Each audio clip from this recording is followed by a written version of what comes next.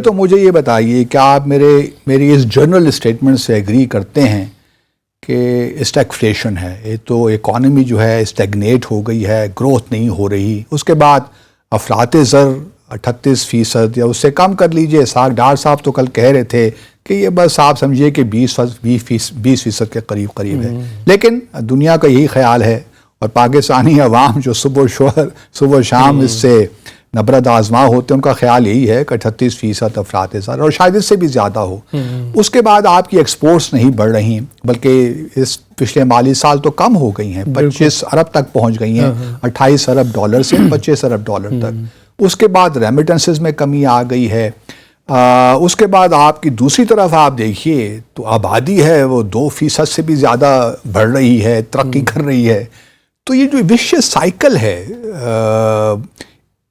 کیا آپ سمجھتے ہیں کہ جو اس سال کا بجٹ آیا ہے اس سے ہماری کوئی بہتری آ جائے گی، یا it's more of the same, ہم اسی وشیس سائیکل میں پھنسے ہوئے ہیں اور کوئی صورت نہیں نظر آتی کہ اس سے باہر کس طرح نکلا جائے؟ بسم اللہ الرحمن الرحیم۔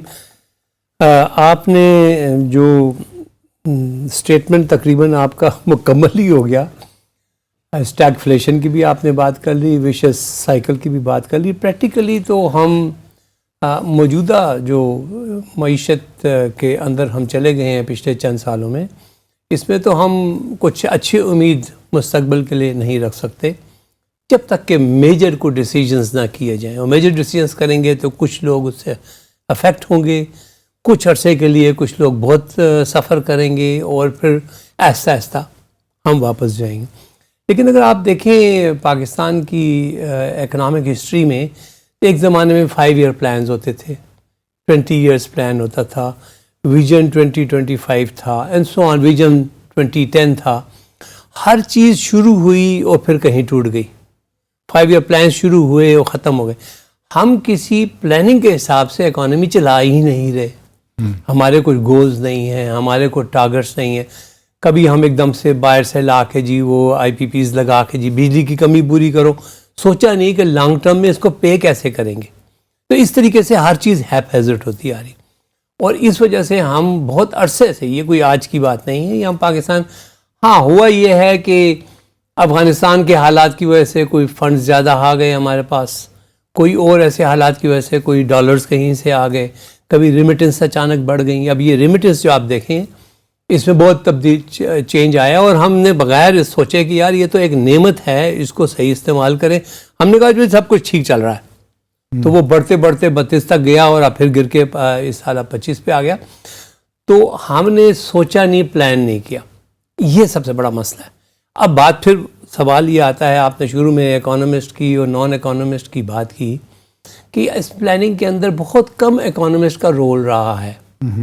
اگر آپ دیکھیں ایکسپورٹس کی آپ بات کر رہے ہیں کہ دیکھیں نا، ہم کوریا کی بات کرتے ہیں جس کی لاسٹ ایئر میں دیکھ رہا تھا $602 بلین کا ایکسپورٹ ہمارے ساتھ تھا، ہم سے کم تھا اس کا، اور ہمارے 5 ایئر پلان لوگ کہتے ہیں کہ ہمارے 5 ایئر پلان سے فائدہ بھی اٹھایا تھا انہوں نے، اور وہ اتنا آگے چلا گیا۔ اب بیسیکلی یہ ہے کہ وہاں پر کوئی لوگ بیٹھے ہوئے پلاننگ کر رہے تھے۔ آپ کامرس منسٹری چلے جائیں، نہ آپ کو کوئی اکانومسٹ نظر آئے گا، نہ کوئی ٹریڈ ایکسپرٹ نظر آئے گا۔ مطلب آپ یہ کہنا چاہ رہے ہیں کہ بیوروکریسی نے کنٹرول رکھا ہوا ہے پورا؟ ایگزیکٹلی، میں دیکھیں اس کو بلیم بیوروکریسی والی بات نہیں ہے۔ پہلی بات تو آپ بیوروکریسی کا اسٹرکچر کو دیکھیں۔ پاکستان کے گورنمنٹ سرونٹ، فیڈرل گورنمنٹ کے اندر 4,26,000 امپلائیز ہیں۔ اس 4,26,000 امپلائیز کے اندر 85% جو ہیں وہ کلرکس ہیں۔ ٹھیک، اب حکومت پاکستان آپ کلرکوں سے چلا رہے ہیں، یہ آپ سمجھیں، سوچیں۔ آسٹریلیا کے اندر 1 لاکھ گورنمنٹ سرونٹ ہیں، وہ سارے آفیسرز ہیں، ان کو ضرورت ہی نہیں کلرکوں کی۔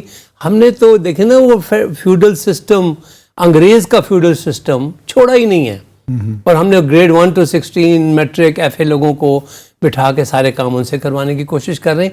تو یہ ہم ایک اسٹرکچر کو چینج کر نہیں سکتے۔ چلے اس پہ ہم آتے ہیں اسٹرکچر۔ پہلے مجھے آپ یہ بتائیے، دیکھیے 2-3 ہمارے ایشوز ہیں نا بنیادی طور پہ، اگر دیکھا جائے کہ ہماری ایکسپورٹس نہیں بڑھ رہی، جی پچھلے 1 سال سے ہماری امپورٹس میں بھی کمی آئی ہے، گو کہ کہتے ہیں کرنٹ اکاؤنٹ ڈیفیسٹ کم ہو گیا ہے، لیکن وہ کیوں کم ہوا ہے کہ آپ نے امپورٹ سے ہی پابندی لگا دی ہے، اور ان امپورٹس پہ بھی جو کہ ہماری ایکسپورٹس کے لیے ضروری ہیں، تو جب آپ نے ان امپورٹس پہ لگائی تو ایکسپورٹس آٹومیٹیکلی اس سے ہرٹ ہوئی۔ اس کے بعد ہم یہ بھی دیکھتے ہیں کہ اللہ خیر کرے ریمیٹنس کی چلے ہم فی الحال بات نہیں کرتے، وہ ایک فینومینن ہے جو کہ اپنی جگہ ہے، جس نے آپ نے بالکل صحیح فرمایا. اب جو ہماری ایکسپورٹس ہیں یہ کوئی شارٹ ٹرم تو ہے نہیں، اس کے لیے ایک لانگ ٹرم پلاننگ بنانی پڑتی ہے. ایگزیکٹلی. تو کیا کوئی آپ کو نظر آتی ہے، کیونکہ دیکھیے نا اسحاق ڈار صاحب ہمارے فائنانس منسٹر تو 3-4 بار ہمارے سے پہلے یہ فائنانس منسٹر رہ چکے، انہوں نے تو کل اپنی پریس کانفرنس میں بڑی آسانی کے ساتھ کہہ دیا کہ جی میرا تو کوئی قصور نہیں ہے، یہ IMF کا سارا کیا ہوا ہے، میرے ہاتھ میں ہو تو میں پاکستان روپی کو ڈپریشیٹ نہ ہونے دوں، ہم نے IMF کی وجہ سے اس کو دیا ہے، IMF کا پروگرام آگے بڑھ نہیں رہا. تو انہوں نے اپنے پر کوئی الزام لینے سے انکار کر دیا کہ پچھلے سال جو تھا، پھر احسن اقبال صاحب نے کہہ دیا، میں جانتا ہوں وہ آپ کے بڑے اچھے دوست بھی ہیں، لیکن انہوں نے فورس میجور کا لفظ استعمال کر دیا کہ پہلے جو خاص طور پہ فلڈس کا، چلے میں سمجھ سکتا ہوں کہ فلڈس کے حوالے سے جو بھی پرابلم ہوئے وہ ایک نیچرل کلیمٹی تھی، لیکن کویسچن یہ ہے کہ ہمارے ہاں آپ نہیں سمجھتے کہ آپ نے بھی خود کہہ بھی دیا، اب سوال میرا عجیب سا لگتا ہے کہ ایکسپورٹس بڑھانے کے لیے کیا ہو سکتا ہے؟ یہ بہت ٹینجیبل میجرز کیا ہیں؟ بالکل صحیح ہے، آپ کا سوال بالکل صحیح ہے. دیکھیے جی، آپ کسی یونیورسٹی میں چلے جائیے، آپ اکنامکس کے کسی اسٹوڈنٹس یا فیکلٹی سے پوچھ لیجئے، آپ کسی منسٹری میں چلے جائیے، پلاننگ کمیشن میں چلے جائیے، آپ کسی اور فورم پہ کامرس منسٹری چلے جائیے، کسی سے پوچھیے، یہ ٹیلی ویژن پہ تو ڈسکشن تھوڑی سی ہو جاتی نا، کسی سے پوچھیے کہ یہ ایکسپورٹ کی پالیسی کیا ہے، ہم ایکسپورٹس کیا کر رہے ہیں، ہم نے آگے کیا کرنا ہے. دیر از نو باڈی ان پاکستان جو کہے گا کہ جی میں ذمہ دار ہوں ایکسپورٹس کا، میں ایکسپرٹ ہوں ایکسپورٹ کا، یہ میری ٹیم ہے جو بیٹھ کے کام کر رہی ہے اور ہمیں بتا رہی ہے کہ ایکسپورٹ کے لیے کیا کرو. ہم تو بس ایسے گھوڑے کے ساتھ دوڑی جا رہے ہیں، فائل ادھر آ گئی. وہ ضیاء الحق صاحب کہا کرتے تھے نا کہ بیوروکریٹس کے لیے میں بھی ایک فائل ہوں. ٹھیک ہے، تو ایکسپورٹ بھی ہماری ایک فائل ہے جو منسٹریوں میں پھرتی رہتی ہے. ایکسپورٹ نہیں بڑھتی، فائل پھرتی رہتی ہے. تو دیکھیں، جب تک آپ کسی چیز کو بنانے کے لیے، دیکھیں ایک ہر چیز کو کرنے کے لیے ایک ٹیم بنانی پڑتی ہے. بالکل. پاکستان کے اندر یہ کانسیپٹ ہی ختم ہو گیا ہے کہ کسی چیز، ہاں جی آپ دیکھیں پاکستان بہت سکسیسفل رہا ہے نیوکلیر بام بنانے میں، ہے نا؟ دیکھیں نا، ٹیم ایک آبجیکٹو سامنے تھا، آپ نے ٹیم کو دیا، اس کو کہا بھائی بتاؤ کیا ریسورسز چاہیے، انہوں نے کہا جی ہمیں یہ چاہیے یہ چاہیے. اور بڑے انٹرسٹنگ وہ تھا، میں حیران ہوا کہ وہ ایک جگہ پہ ایک سیمینار تھا جس میں ایک ہمارے بہت اچھے پرانے جرنلسٹ ہیں، وہ انہوں نے کہا کہ میں نے کیلکولیٹ کیا ہے ایٹم بم بنانے پہ $1 بلین لگا ہے. اس کا مطلب تو یہ ہوا نا کہ یہ جو ٹیم تھی، ایکسپرٹس تھی، انہوں نے کھایا پیا نہیں ہے، انہوں نے کام کیا ہے، کام لگایا اور آج تک اس کو بڑھاتے جا رہے ہیں. تو آپ نے اگر ایکسپورٹ بنانی ہے تو ٹیم بنائیں، اس کے حوالے کر دیں، اس کو کہیں بتاؤ کیا چاہیے. لیکن جو آپ جیسے اکانومسٹ ہیں وہ ہمیں بتاتے رہے، اور ہم نے بھی تھوڑی بہت اکنامکس پڑھی ہے، تو ہمیں یہ بتاتے کہ ایک میجر تو یہ ہوتا ہے کہ آپ اپنی کرنسی کو ڈی ویلیو کریں تو اس سے ایکسپورٹ آپ کی بڑھ جائے. سر یہ تو موٹی موٹی باتیں ہیں نا، کہ دیکھیں ابھی پچھلے آپ دیکھیں پچھلے 1.5 سال کے اندر، 2 سال کے اندر ہماری، بلکہ 4 سال کے اندر 100 روپے سے یہ گر کے 300 روپے ہو گیا. اگر تو انٹرنیشنل مارکیٹ میں پرائس گرنے کی وجہ سے اگر ایکسپورٹ بڑھتی ہوتی تو اس وقت تو ہماری ایکسپورٹ 70 بلین پہ پہنچی ہوتی. لیکن ساتھ دوسرا معاملہ یہ ہے نا کہ آپ کی جو امپورٹ آپ کو کرنی چاہیے ایکسپورٹیبل. اچھا نہیں، وہ اب اس پہ آپ بڑی امپورٹنٹ سوال ہے. دیکھیں یہ بھی تو ایک پھر وہی بات آ جاتی ہے نا، غلط پلاننگ کی بات ہے. دیکھیں آپ کے پاس لوکل را مٹیریل سے آپ پروڈکٹ بنا کر ایکسپورٹ کریں گے تو وہ آپ کے لیے ویلیو ایڈڈ ہوگا. ٹھیک. اگر آپ باہر سے $100 کی چیز منگوائیں اور اس کو $110 میں آپ باہر ایکسپورٹ کر دیتے ہیں تو آپ نے کیا ویلیو ایڈڈ کیا؟ وہ تھوڑی سی کیا. تو ہم نے بیسیکلی اوور ٹائم یہ بڑی پرابلم آئی ہے کہ ہم نے اس پہ سوچا ہی نہیں کہ ہم امپورٹ بیسڈ انڈسٹری کیوں الاؤ کر رہے ہیں، کیونکہ there was nobody thinking about it. کسی نے آگے درخواست دی کہ مجھے یہ کیا، اچھا چلو چھوڑ دو، کوئی بات نہیں، اتنے ڈالروں کو کوئی بات دے دیں گے. اب دیکھیں آپ کی کار انڈسٹری جو ہے اس کے اندر ایک بہت بڑا ایک کانٹریکٹ ہوتا ہے کہ 5 سال کے اندر آپ اسپیئر پارٹس اتنے پاکستان میں بنائیں گے. مجھے یاد ہے پلاننگ کمیشن کے اندر ایک میٹنگ تھی جس میں احسن اقبال صاحب بار بار یہ کہہ رہے تھے کہ بھائی ہمیں بتائیں کہ آپ کس طریقے سے کریں. اب وہ ڈی ریگولیٹڈ چل رہا ہے. بعض اس میں سے کار انڈسٹری ایسی جو ابھی بھی 95% پارٹس امپورٹ کر رہی ہے. تو پھر آپ کے یہاں گاڑی بننے کا فائدہ کیا ہوا آپ کو؟ آپ بنی بنائی گاڑی امپورٹ کر لیں جبکہ 95% یہاں کا اسمبل ہو رہی. تو یہ جو ہے نا کنٹرول اور وہ یہ چیزیں ایکسپرٹس کے کام ہوتے ہیں. گورنمنٹ کا کام جو ہوتا ہے نا اس کو پروسیس کرنا ہوتا ہے. گورنمنٹ جتنی بھی ہے نا مشین پالیسی ریکمنڈیشن بنائے پروسیس کرنا ہوتا ہے اور پھر امپلیمنٹیشن. امپلیمنٹیشن ہوتی ہے. کیونکہ دیکھیں میں آپ کو فرینکلی بتاؤں, اب آپ نے یہ ایسے یاد رکھے میں بھی 36 سال بیوروکریٹ رہا. نہیں بالکل آپ کیا سے بات کیجیے گا. میں تو دیکھیں میں تو خود ایک بیوروکریٹ کی اولاد ہوں, میں نے دیکھا ہوا ہے.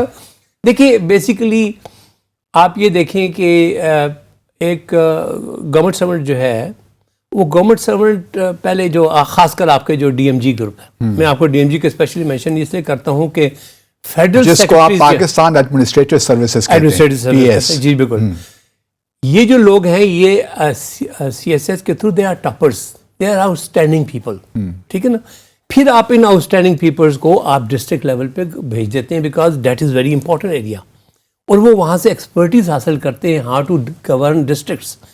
اس کے بعد یہ جب فیڈرل گورنمنٹ میں آ کے فیڈرل سیکٹری لگتے ہیں, یہ بہت بڑا غلط کام ہو جاتا ہے کہ بھئی جس بندے نے فیلڈ میں رہا ہے اس نے وہاں کے لا اور ریونیو ان کو ٹچ کیا ہے, اس کو آپ نے پالیسی پہ بٹھا دیا ہے. تو یہ ایک بہت بڑا آپ کا پرابلم ہے. جو وہ کہتے ہیں کہ ہم ہر فن مولا ہیں, ہمارا ہورائزن اتنا وسیع ہے, ہورائزن بہت اچھا ہے, ہم ہر چیز کو دیکھ سکتے ہیں, اس لیے ہم ہی پالیسی بنانے کے لیے موزوں ترین لوگ ہیں. لیکن دیکھیں ہر فن مولا تو ہیں, لیکن آج کل کی دنیا master of none, Jack of all trades but master. لیکن آج کل کی دنیا میں آئی ٹی آ گیا ہے, آج کل کی دنیا میں اسپیشلائزیشن آ گیا ہے. کوئی کلیم کر لے کہ میں ماسٹر آف آل تو ہو نہیں سکتا. کرکٹ کے اندر بھی یا بالر ہوتا ہے یا بیٹسمین ہوتا ہے یا وکٹ کیپر ہوتا ہے, آل راؤنڈر بھی تو ہوتے ہیں, آل راؤنڈرز بھی ہوتے ہیں بالکل, لیکن وہ بڑے لمیٹڈ ہوتے ہیں, لیکن 3 فیلڈز ہوتی ہیں. یہاں آپ 50 فیلڈز کا ایکسپرٹ تو نہیں ہو سکتا. تو یہ ہمارے اسٹرکچر میں پرابلم ہے جس کی وجہ سے اچھا اس اسٹرکچر میں کچھ ایک ہمارے فرام ٹائم ٹو ٹائم ایسا ہوا کہ کچھ ایکسپرٹس بیٹھے, انہوں نے کام کیا, اس کے ریزلٹس نکلے ہیں, ان کو ڈیٹیل میں نہیں جاتے. تو بیسیکلی یہ ہے کہ آپ نے سوچیں گے تو اب پاکستان میں ایکسپورٹیبل کیا ہے یہ نہ آپ بتا سکتے نہ میں بتا سکتا ہوں. میں ویسے آپ کو تھوڑی سی ایگزامپل دوں, بڑی انٹرسٹنگ ایگزامپل پلیز. 2 سال پہلے میں نے ایک اسٹڈی کی کسی پروسیس کے اندر کہ پاکستان سے جم سٹون کا کیا پوزیشن ہے. پتہ چلا افغانستان اور پاکستان سے ملا کے جو جم سٹون ایکسپورٹ ہوتا ہے اس کی ٹوٹل ویلیو ہے $900 ملین, 1 بلین سے تھوڑا سا کم. انڈیا کا میں نے دیکھا تو انڈیا کے اندر صرف 10% ان کا اپنا جم سٹون ہے, 90% وہ امپورٹ کرتے ہیں.